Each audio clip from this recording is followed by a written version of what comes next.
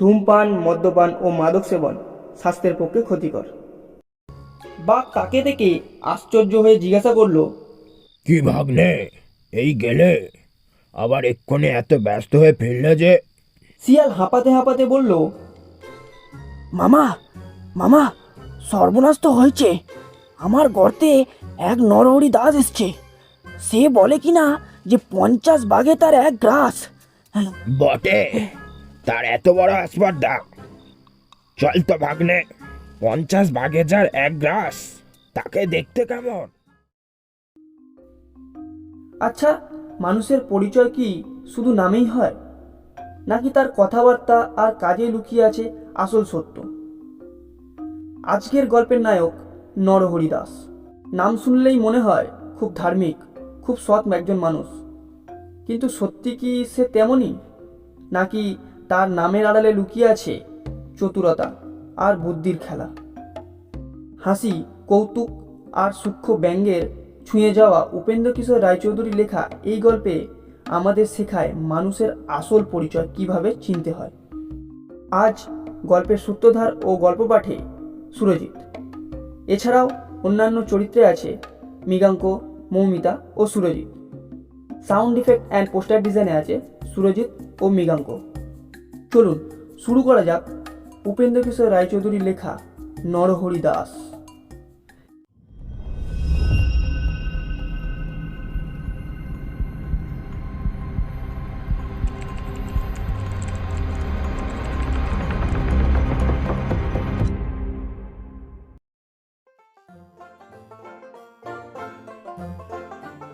যেখানে মাঠের পাশে বন আছে আর বনের ধারে মস্ত পাহাড় আছে, সেইখানে একটা গর্তের ভিতর একটি ছাগলছানা থাকতো।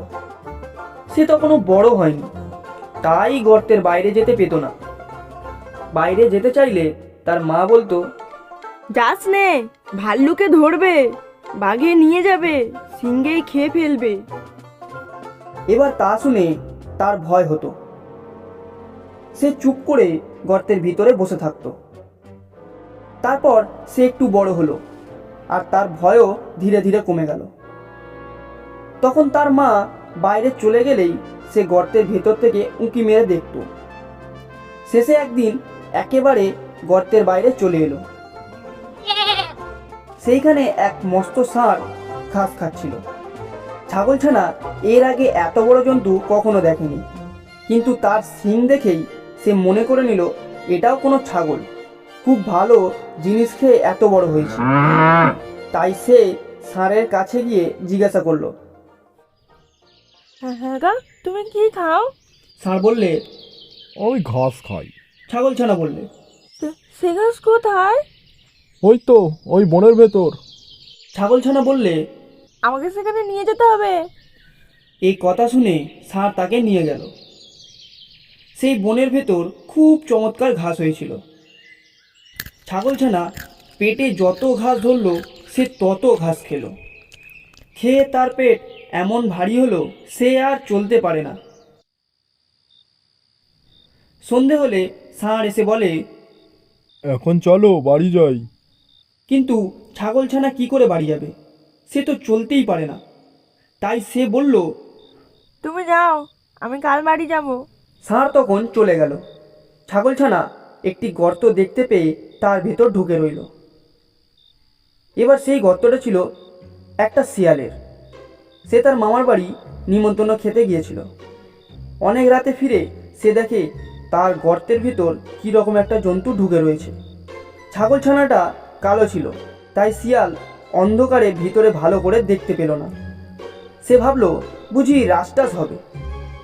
এই মনে করে সে ভয়ে ভয়ে জিজ্ঞাসা করলো, গর্তের ভেতরেও কে?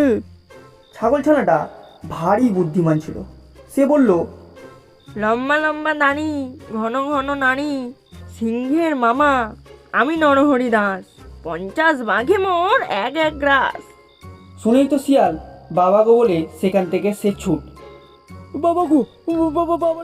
এমন ছুট দিল যে একবারে বাঘের ওখানে গিয়ে তবে সে নিঃশ্বাস ফেলল। বাঘ তাকে দেখে আশ্চর্য হয়ে জিজ্ঞাসা করলো, কি ভাগ্নে, এই গেলে আবার এক্ষুনি এত ব্যস্ত হয়ে ফিরলে যে? শিয়াল হাঁপাতে হাঁপাতে বলল, মামা মামা সর্বনাশ তো হয়েছে।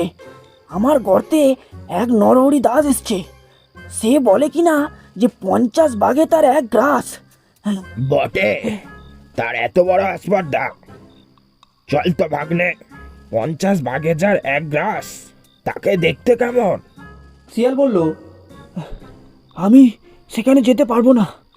আমি সেখানে গেলে যদি সে হাঁ করে খেতে আসে তাহলে তো তুমি দু লাফে পালাবে। আমি তো তেমন ছুটতে পারবো না, আর সে বেটা আমাকেই ধরে খাবে। বাঘ বলল, তাও কি হয়? আমি কখনো তোমাকে ফেলে পালাবো না। শিয়াল বলল, তবে আমাকে তোমার লেজের সঙ্গে বেঁধে নিয়ে চলো। তখন বাঘ তো শিয়ালকে বেশ করে লেজের সঙ্গে বেঁধে নিয়েছে। আর শিয়াল ভাবছে, এবার আর বাঘ মামা আমাকে ফেলে পালাতে পারবে না। এমন করে তারা দুজন শিয়ালের গর্তের কাছে এলো। ছাগলছানা দূর থেকেই তাদের দেখতে পেয়ে শিয়ালকে বলল, দূর হতভাগা, তোকে দিলুম 10 বাঘের করে, এক বাঘ নিয়ে এলি লেজে দিয়ে দড়ি। শুনেই তো ভয়ে বাঘের প্রাণ উড়ে গেছে। সে ভাবল যে নিশ্চয়ই শিয়াল তাকে ফাঁকি দিয়ে নরহরি দাসকে খেতে দেবার জন্য এনেছে। তারপর সে কি আর সেখানে দাঁড়ায়? সে 25 হাত লম্বা এক এক লাফ দিয়ে শিয়ালকে শুদ্ধ নিয়ে পালায়। শিয়াল বেচারা মাটিতে আচার খেয়ে, কাঁটার আঁচড় খেয়ে, ক্ষেতের আলের টোক্কা খেয়ে একেবারে যায় আর কি। শিয়াল চেঁচিয়ে বলল, মামা মামা আল, মামা মামা আল। তা শুনে বাঘ ভাবে বুঝি সেই নরহরি দাস এলো, তাই সে আরও বেশি করে ছোটে। এমনি করে সারা রাত ছুটাছুটি করে সারা হলো। সকালে ছাগলছানা বাড়ি ফিরে এলো। শেয়ালের সেদিন ভারী সাজা হয়েছিল। সেই থেকে বাঘের ওপর তার এমনই রাগ হলো যে সে রাগ আর কিছুতেই গেল না।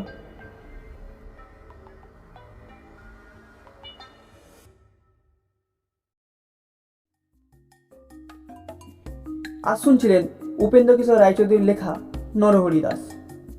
গল্পটি আপনাদের কেমন লেগেছে সেটি কমেন্ট করে জানাবেন। ভালো লাগলে অবশ্যই একটা লাইক করে দেবেন। আরও এরকম নতুন নতুন গল্প পেতে হলে আমাদের চ্যানেলটিকে সাবস্ক্রাইব করুন। আজকের মতো বিদায় নিচ্ছি।